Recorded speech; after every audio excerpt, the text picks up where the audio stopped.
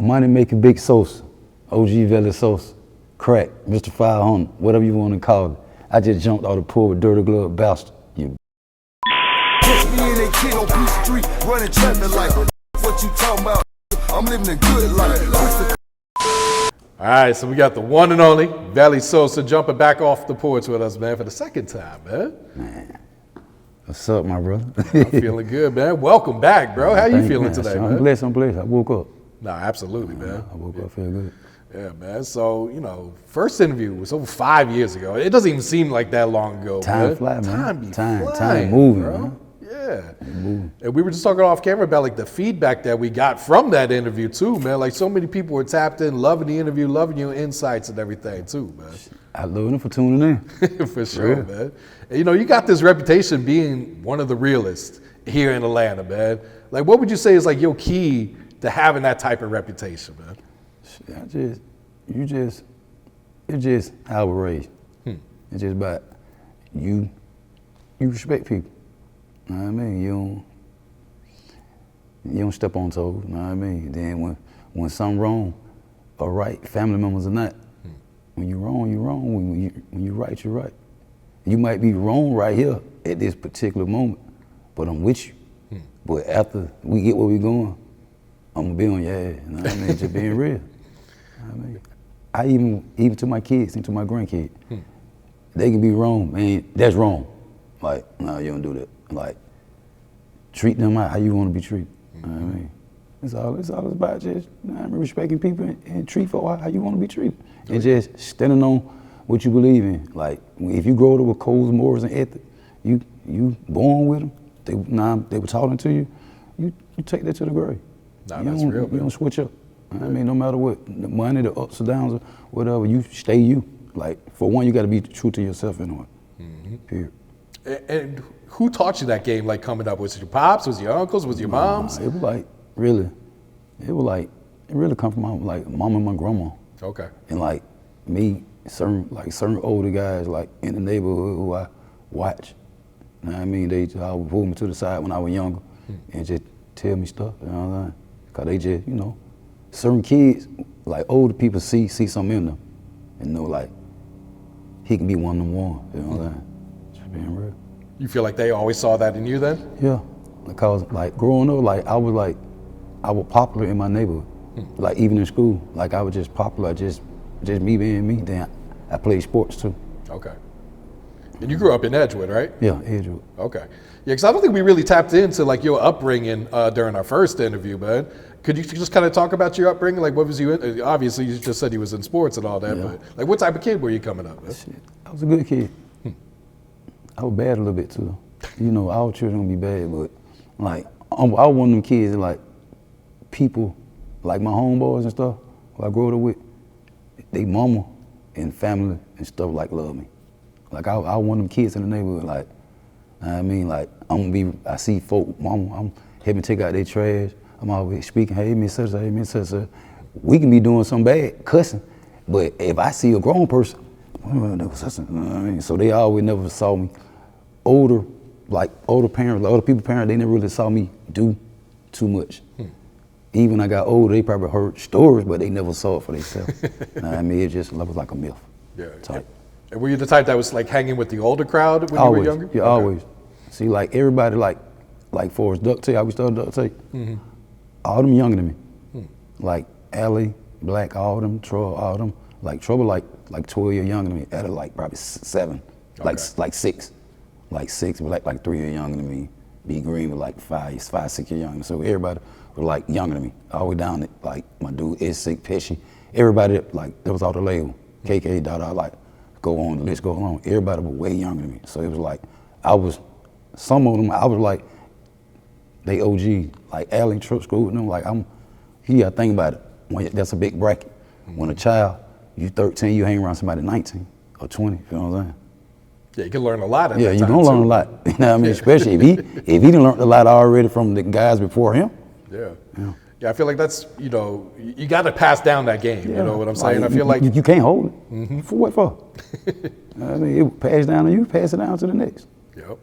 Do you feel like there's a disconnect right now between like the youth and like the older generation? Yeah. It's it's a disconnection because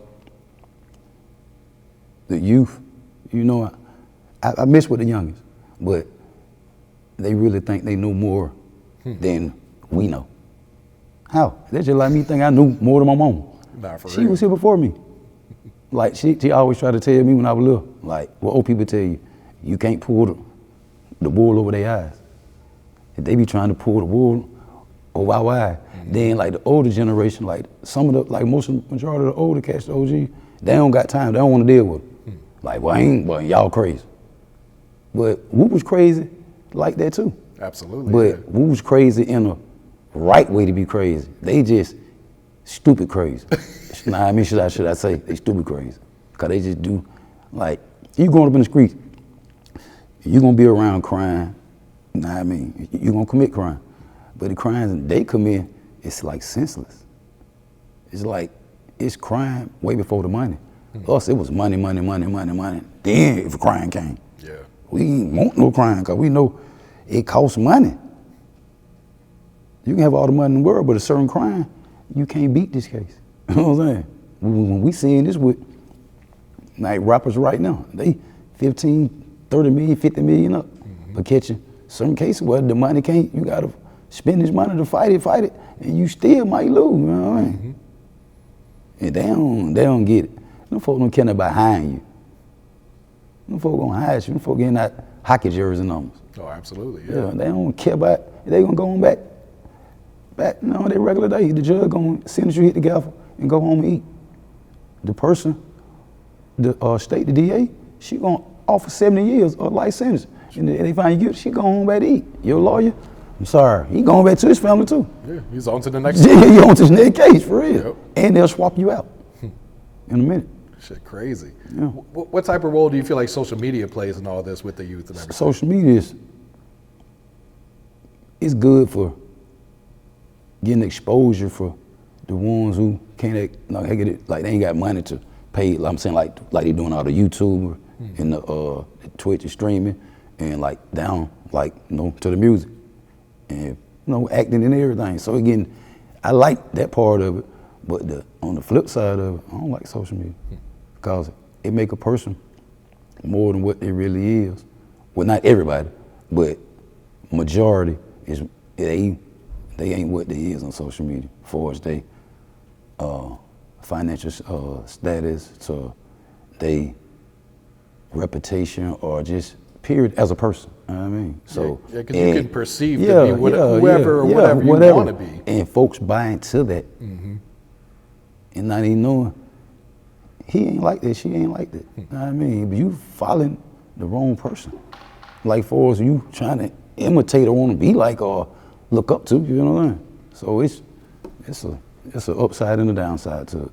But me, I just take it as a joke. Not for real. Everything with me on social media is fun. Yeah, it's all about how you use it. Yeah, how you use it, know what I'm yeah. saying? How you use that platform. That's why I said from the beginning, I like it for the ones who are using it the proper way to make money. Yeah, but thinking about like this generation coming up, it's like, we didn't have social media when we was coming up. These kids are growing up in the social media age to where they see everyone is rich. You know what I'm saying? Yeah. Everyone perceives that they're rich. Yeah. So it's like, man, I got to get out here right now today and be rich. Yeah, I don't have time to go to college and work a job. I need to go hit a lick or do something crazy. And, Yeah, that's why I said it helps on the ones who being entrepreneurs. But the ones who blinded, like really don't stay and following it, nah, that ain't for y'all. But I'm glad we grew up on social media. Cause we grew up having fun. Oh yeah. Like we was found outside, something. yeah. We outside. We really, I didn't say we outside. No, we were really outside. Like from 7 in the morning as a kid till the lights came on, we outside 12 hours straight, finding something to do, playing in the creek, just being real, going, getting a lawnmower, not going door to door trying to cut for grass, trying to make us some money. Can we take your trash out? Like we were trying to, as little kids, like, you know what I mean? Like 10, 11, 9, we trying to hustle, like make money. Or we were riding bicycle together around on this side of town, or we were going downtown to like the onion and gold mine stuff. Like kids, they didn't get a chance to witness that. Like, you know what I mean? So they came up in this area where Atlanta is everything is. See, they tore the project down thinking they were gonna help the city. They knew that hurt the city. Cause when you just south from Edgewood, the Edgewood still up. because it never was a housing project, just being honest. If when you tear Edgewood down, and you tear East Lake Meadows down, and you tear, just say, Capitol Home down, I'm just putting like close to this project that's close. Mm-hmm. Where you think we're gonna go to? Other sides of town, other people's neighborhoods, other people's territory. What they gonna start? Conflict and start violence. The project was up, it was safer. Cause my mama and your mama, we got along. Man, you might get to fight, but that ain't then. Everybody like loved each other. You know, of course, you know we're killing in every project around the world, but it wasn't just massive killing. Cause everybody knew everybody, and you stayed in your vicinity. You know what I'm saying? You from Ed, you stayed in Ed. You from Perron, you stayed in Perron. You from Hollywood Coast, you stayed over there. You from Beaumont, you stayed over there. You from Boat Rock. You know what I mean, the list goes on and on. You know what I mean, you stayed in your vicinity. Yeah, it's like you said, everyone just got dispersed. Like everyone just went to each other's neighborhoods. And we didn't grow up together. Even come over and get no money like that. That start. You know escalates very quickly at that point, right? Yeah. Money is the next thing to violence. Like for us leading to violence.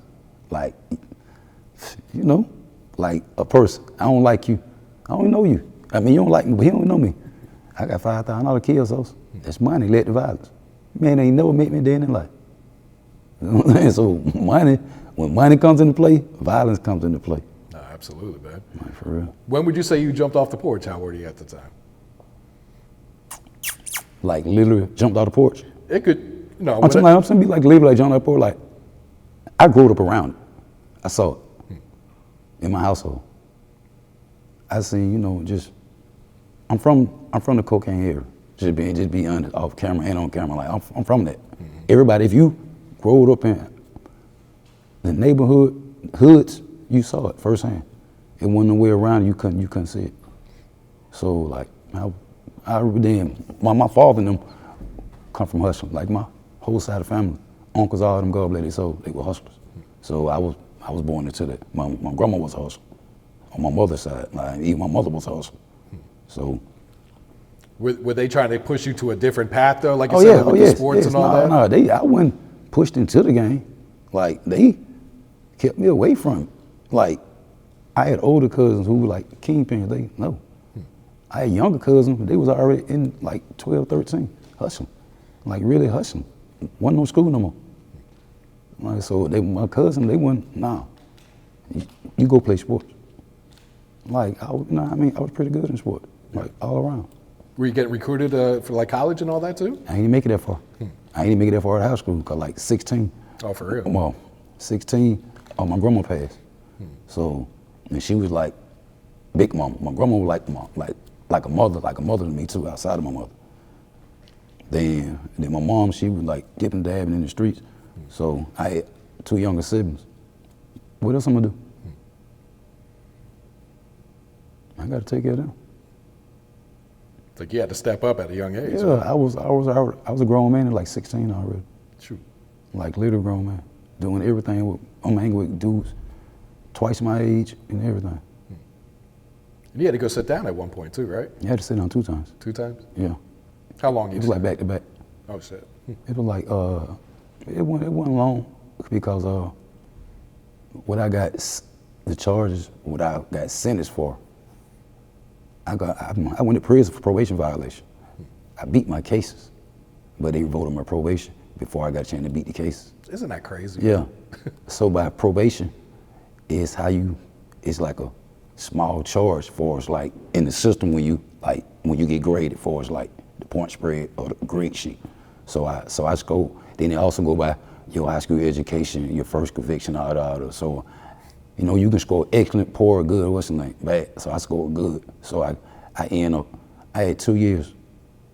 I did like, I want to say 10 months. And came on with a bunch of parole, but I came on with a leg onto my leg. That was like 99 to 2000 and 2003 to 2004. I got 3 years in 2003. I did like 13 months. Came on with like 20 some months of parole, but I had the bonus on my leg again. Yeah. So after like 2005, they took the monitor off, and that's when we started duct tape. Okay. Yeah. So when you came home, you kind of knew like, man, we got to do something else. Yeah. It's just really, me and Black were riding around in the car. I said, bro, we gotta do something. But Allie was always a rapper as a little boy.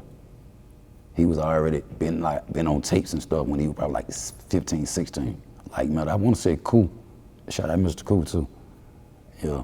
So, and Allie was on Cool album, like his debut album.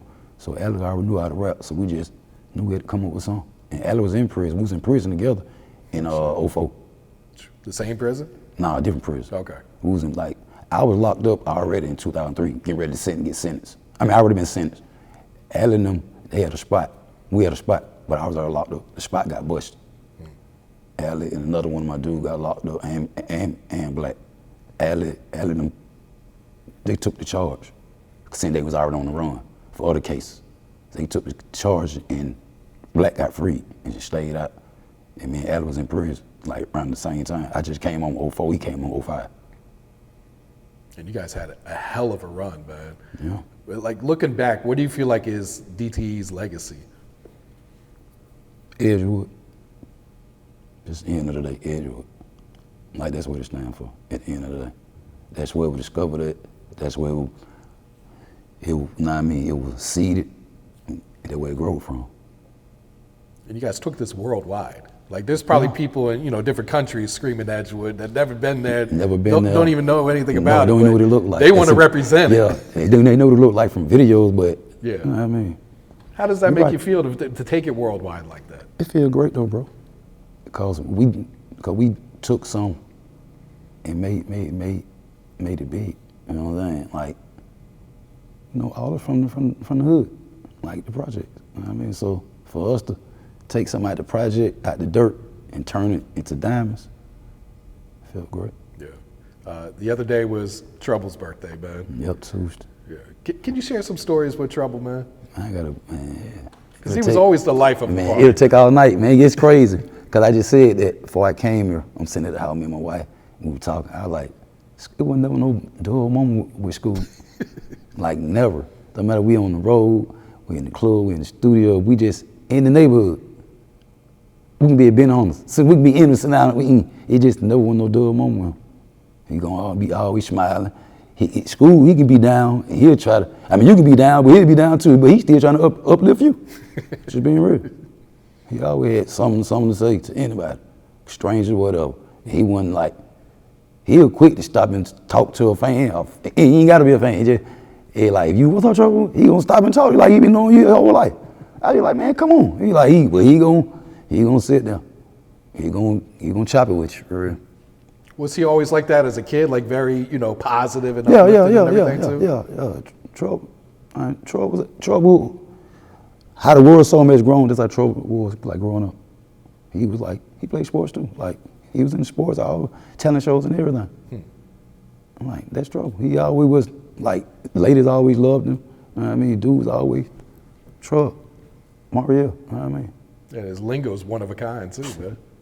Trouble really just stole all our lingo and just put a twist on it, put it in his cadence, and just took it worldwide. Like, God, it's still something I listen to his music. Still to that, like, he got that for me. He got them such. He got them such. I mean, but he like a sponge. School like a sponge. You can't really say nothing around him. Future same way too though. Say something around Future. You gonna hear it in the song? You gonna hear it in the song, really? Thug too. All them like that. Like they just on the regular. We just chopping. You say something slick, they catch it. They might ain't say nothing to you about what you just said, but they caught it. They been run to the booth with it. You in Trouble got any unreleased music you still sitting? Yeah, too much. Too much? A vault. Shoot. A vault of stuff. I'm writing there trying to get everything like situated. Cause like he's out of before he passed, he was still with Def Jam. Yeah, he was a free agent. He was independent. So it's just a lot of records that we want to put out, and but they gotta be cleared and stuff, cause there's other artists on who still mainstream stuff like that. So like, we ain't really trying to drop a bunch of those like songs anyway with it. Like we trying to like put a project together. Cause really here the project is already together. I got it in my phone. I've been had it in my phone 3 years. Like the way they were finna drop. For real? Yes. That's it. Yep. Can't wait to hear that, man. Got it in my phone right now inside my note. Yeah. I swear to God. What's your thoughts on Black turning his life around these past few years? Black funny. What? I like it though, cause really that podcast is really him. He been like that in the neighborhood too. Always talking. Always got something to say, gonna keep always on, like, you know, rougher folk fellas. Like, you know, play a lot. So that's what he really doing in the podcast. He being himself, but the question that he asking for, they like, man, they deep. Yeah, it's deep, but he want to see what your response is gonna be. You know what I'm saying? So he can correct you if you don't get it right for real. Like, he like, I like it for him though. The shit show, all that, everything. Yeah, it's amazing to see like he's become like the face of Atlanta media at this point. Yeah, because the podcast, big face. Oh yeah, It's doing great, and then he got his own thing. You know, when he's solo, what it is, perspective. Yep. Yeah. So it really like a spinoff to me, like a spinoff from Big Fat. Yeah. Recently lost Dave too, man. And I don't know if too many people knew about Dave, like what type of person he was. Could you talk about Dave a little Dave was a bit? great person. Humble, always smiling. Gonna get him some money to hustle. He gonna, you know, golden heart. Like, Dave was a good person. Cool, gonna stay fly. I mean, that's Dave. He gonna pop it when it's time to pop it. Yeah. And like, you know, Dave, he always just played the background. But he played a key factor into everything we had going on. Like, he was like one of the major pieces on the board too. Yeah. Absolutely. Same way, like B Green too. Yeah. Long live B Green, man. Like, I know this is still fresh and all that, but man, like, what's your reaction when you hear the news, man? The news about what? About B Green. I'm just sitting back, letting the family do what they do for us, trying to get justice for them about the situation. I don't really speak on it because it was real. All deaths are tragic, period. But when it happens like that, police shoot you down 14, 17 times. Yeah, 17 times they said, right? Yeah. Crazy. Come on, man. That's crazy. And what type of person was B Green away from the music, man? B Green. He funny. Got a good heart. Cool.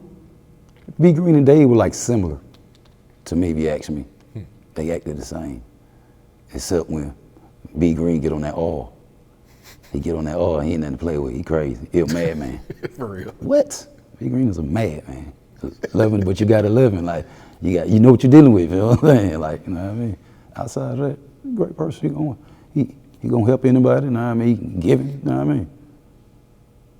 Yeah. You two guys got any unreleased music too? You and B Green? Me and B Green. No, I don't think me and B Green got unreleased music. Cause he had fell back like from the music too. Like, cause he was losing family members too, mother, grandma, like back to back too. Yeah. Like in the last like couple of years too. And you know, it was a lot on his shoulder for like him being like the face of the family, you feel what I'm saying? Like, and everything on his shoulders. So he put the music to the side. But we were talking, like both of us talking about it, getting back to it. And, you know what I mean, we talking about it, you know what I mean? It's time for that, man. Yeah. But I really want to do a whole duck take a level, but it's like, we can't really do no shows, bro. It's not gonna feel right, not gonna be right. Sure, ain't no on stage with us. Yeah, for real. Dave ain't gonna be on stage with us, B Green ain't gonna be on stage with us. You know what I'm saying? So what we gonna use, holograms?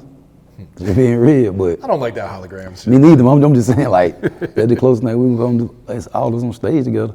I had No Limit and the Cash Money were like on stage at one time, like the whole clan. It's gonna be impossible. You know what I mean? But I'm gonna put some music out though. Okay. Yeah. I'm gonna do that though. Just because of them, I ain't care if it's selling now. Cause I got my trucking coming. I got other venues going on. You know what I mean? Avenue. And I'm also shooting movies and series now.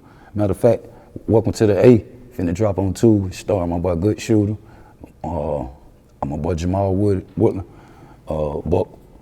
Buck Baby, Benji the Gamma God, National Boogie. It's so many now. You know what I mean? What's your role in the series? I'm Shooter little brother. Okay. So Shooter growed up hustling, gambling. and he runs a gambling spot, and he really showing the underworld of Atlanta. So I'm his big brother. So like I just watch it back, and I'm in, you know me. I'm really being like me. There you like go. I'm being me, and like I mean I'm moving around in the streets, getting info on who robbing, who gambling spots, what's going on, like just how I am. I mean, what's going on in the street. So I ain't saying like, I mean, just me being me, like on my character. Can't wait to check this out, man. Ain't no script in there with me. For real. Yeah, no script. Do you, basically, is what they tell you, do right? you. Yeah. All right. Now, shortly after our last interview, unfortunately, you had lost your son. Yeah. Man, talk about that time period, man, and your healing process these past 5 years. Because I understand that's something you'll never I'm get still over. healing. I ain't gonna never heal, but I'm still healing. I mean, I just take one day at a time. I mean, the more I put one foot in front of the other, I'm gonna walk the path. But the marathon gonna be completed. There's no doubt. And I understand your son was really funny from everyone I talked to, man. It was like He was a good guy. He was too funny. He was too funny and lovable. If you met him, you can automatically, like, y'all start talking, you can pull your phone out, like, hey, man, let me get your number.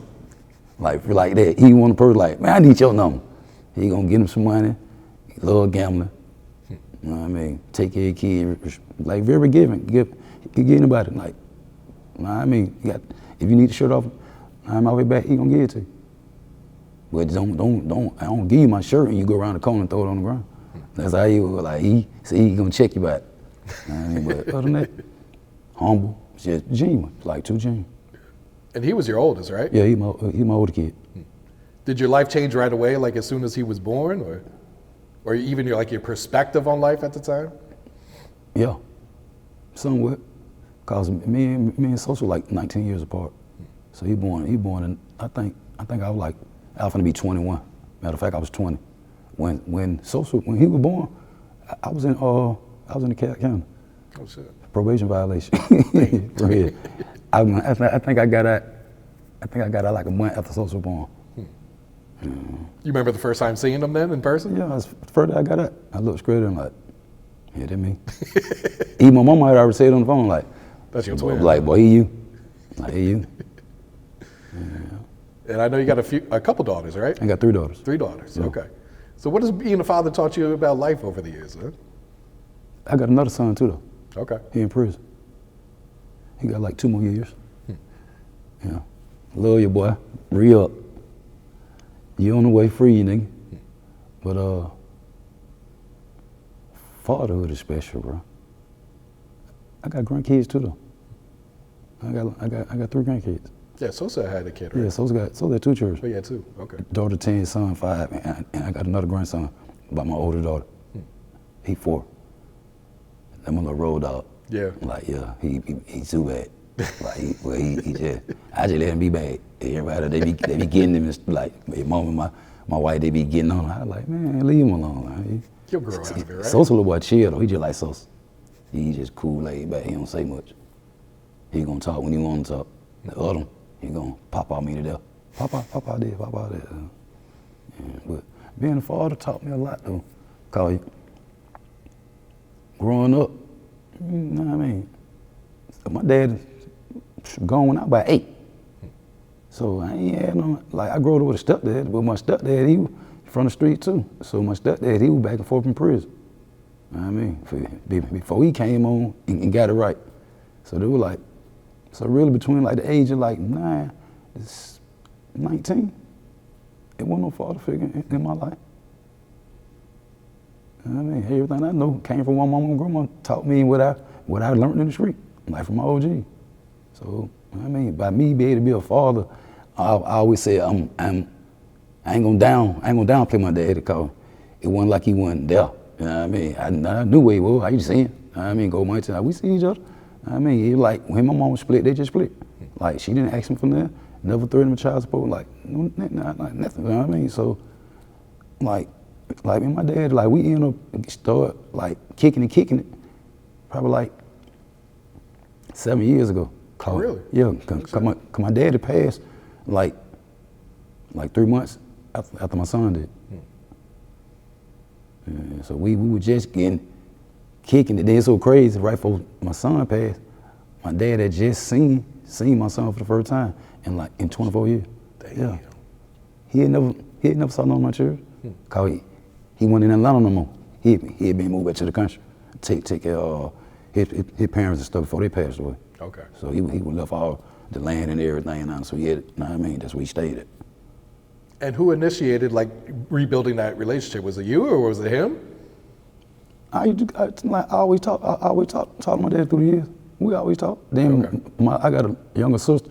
Him and her were like she closer to him, cause she gonna go to the country and see him. Like over the years, me, I ain't going out to them damn country. That's how it be. Like I ain't like the country when I was little. Nothing dirt, ain't want nothing to do down there. A bunch of land, you know, hogs and chickens and shit like that from the city. I don't like that. Ain't nothing to do down there. Go fishing. I like when my dad we used to go fishing. Other than that, I ain't like the country. Come back all your shoes dirty as hell and your clothes and everything. So I ain't like the country. So that was another part. As I got older, I started liking the country because it's peaceful. Oh, yeah. It's quiet.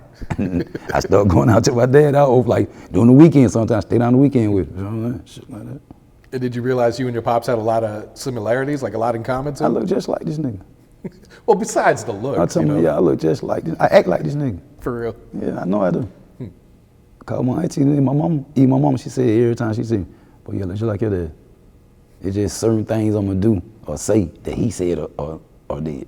And like my dad was very outspoken, like me. He was very blunt, and like he ain't going for nothing. Like my mama the same way though too. So that's why I get that don't go for nothing mentality. Or I'm not arrogant or cocky or nothing. Like I ain't going for nothing. You know what I'm saying? You feel like that cost you a lot of friendships and relationships along the way? Like some people don't want to hear that shit? I don't give a damn if it is. Just being real, being me. If you can't take me for me, you don't need to be my damn friend. We don't need to have no relationship. I'm gonna fuck about money or whatever. Cause I ain't gonna, if I get my take on you and I know what I'm dealing with, if I'm gonna deal with you, I'm dealing with you and what comes with you. Other than that, I ain't gotta deal with you. Vice versa. You don't wanna deal with me? Cause you say I'm arrogant or cocky or I'm too blunt or too upfront. Well, fuck you, you too fake. That's how I feel. I'm just being real, bro. Fuck that shit. So I understand you finally about to drop this project that you've had in the vault for 5 years, right? Yep, 5 years. True. Money making Big Sosa. Why'd you hold on to it for so long? Cause I wasn't studying no rap. After I lost my son, like I couldn't rap. What am I gonna rap about? Turn what I gonna be Rod Wave to Red Deshaun? Pain music, just being real. That don't thing came from it. You know what I mean? So, you know, people, you know, and you've been around a million artists your career. A lot of them tell you they record how they feel when they get in the booth. Whatever, how I'm feeling that day, that's what they want to rap about. You know what I mean? If I'm feeling jolly with a bunch of money, just went and spent $40,000, bought a car, jury, I might rap more about that today. You know what I mean? If I was in Cancun or outside the country and that come to my brain while I'm in the booth, you're gonna rap about like, you know, storytelling. Or you mad? You broke? You gonna rap about robbing? Or doing or some type of, know what I mean? It just rap is still a field. Mm-hmm. So you didn't want to make any pain songs then? It took me a long time to make two on it. That's on the album. For real? Yeah. One of them called Sosa in School, and one of them called Keep Pushing. Was it very emotional recording them songs then? Not after it felt like I released a lot of pressure once I recorded them. It's like venting, you know, kind of just getting those emotions out, man. I like them the best two songs I like. I would take. Like, these are my two songs. Like, it's not tough for you to go back and listen to them? No, I can listen to them right now and smile. Okay. Instead of a teardrop. Yeah. Cause I don't write. So yeah, I can't say when I was writing them a teardrop. When I would just join stuff down in my head. Like, it might be 2 days, I might say something. I put in my note. Like, man, that was hard. It might be four bars or shit. No music. I'm just might be sitting in my car. What you doing? That's how them songs came about. Like, probably about a week, I had 2 12s for each song. Oh wow. Yeah. Yeah, you can't force it. It's Yeah. gotta come to you. I couldn't like. So that ain't then. That type of stuff ain't then I can just get in the booth and punch in. You know what I'm saying? I had it literally. It was like I wrote it, but I jotted it down as I went days. Like that, like the first time I did, that's probably like 8 years. Like even put. Oh, for real? It notes my life. I ain't put no. I ain't really wrote since. It's probably 10 years, probably. Sure. Once I seen Future them doing it, I'm like, oh, this what you do. Yeah. Like, I They mean, just going in. just let it come to you, especially if you're a natural anyway. You know, just let it come to you. Then you go back through it, clean it up. You know what I mean? Format it, ship it out. For real. Think the project will drop this year or top of next year? You gonna talk about next year? Okay. I already know when I'm dropping. You know, I ain't dropping no music this year. I'm just doing nothing but interviews. Okay. For the rest of the year. And people loving these Yeah, interviews too. I know. man. I'm just doing an interview for the rest of the year. They want you to be a regular on Beehive. They want you to start your own podcast. Is that something you would consider, or? See, really, a podcast, I'll do a podcast, but I just it gotta be with a particular person. Like, I ain't even gotta even know you. You know what I'm saying? But I gotta be able to feed off you. You can feed off me instant like that. Yep. Like, we gotta have that chemistry already. You know how you can meet certain people and y'all be around you and y'all just got chemistry. Oh yeah, y'all click. Yeah, click. Yeah, instantly. so I can do podcast with someone like that. I'm saying it can be someone that like I also know, but we gotta click. Cause I don't want to be no dull moment when you watching us. I want you to be tuned in. Yep. Like you in a horror movie, like you locked in, waiting for the next thing, somebody jump out the closet. You know what I'm saying? I think it's something you should pursue or, look into it, because People you say got so much game, and like you said, it's all about sharing this game. Yeah. And you got some good insights too on, current events and stuff like that people want to hear, man. Yeah. And I feel like you could offer like a fresh perspective to some things too, man. Yeah, I'm gonna do it. I keep telling people I'm gonna do it. See, the longer people like you keep saying, there you go. I'm gonna like text you every I'm saying, month. like What we doing? there's a lot of people who got platforms such as you and people I see every day in the street that I can take some advice from you. You know what I'm saying? I can take advice from you. I can take advice from B.I. Like a lot of people. I can go down the list. So Lala, I made a project. My girl Lala with the project report. Shout out to Lala. Shout out to Lala. The whole coalition. Like it just a lot of people just always. So you need to do this. You need to do this. You need to do this. You need to do this. You need to do this. I be like, I'm gonna do it. Really, soon I get round Ray for them, I ain't doing that shit. I'm being me this. That's how I am. But a lot of shit, I be like, I'm gonna do this. And like, fuck that. I ain't doing it. It could be anything, you know what I mean? But once I say I'm gonna do it, I'm gonna do it. Mm-hmm. So I'm gonna do it for real. Probably like, I gotta go and jump in it, because I ain't trying to wait till the summertime when it's 5,000 million podcasts and everything, you know what I'm saying? I gotta go and new get ones in. popping up every day, Yeah, they yeah. popping up every side. I gotta go and get in and go and get my viewers and my fan locked in. Yep. And I'm gonna attract more viewers and fans and listeners. All right. I gotta go and get on top of it though. I'm gonna text you every month, just like, bro. Man, please do. Yeah, just stay on It ain't gonna take me nothing about the March. Like a March, my mind gonna be made up. Like who I'm gonna do it with, and everything gonna be set up for the budget. Moment had to come up with what all I'm at to buy, what all. Everything come. I don't know nothing about it. You know what I'm saying? It's just like me coming to the. But I know I got relationships, so my relationships gonna help me way more lot versus the next person who's just trying to start a podcast with no relationships. You know what I'm saying? No, absolutely. If that makes sense. Yeah. All right. So any shout outs you want to give before we get you out of here, man? Shout out Dirty Glove Bachelor. Shout out to you, bro. Shout out to everybody who always tuned in, who always supported me from day one, always reaching out to me. Like even through the tough times.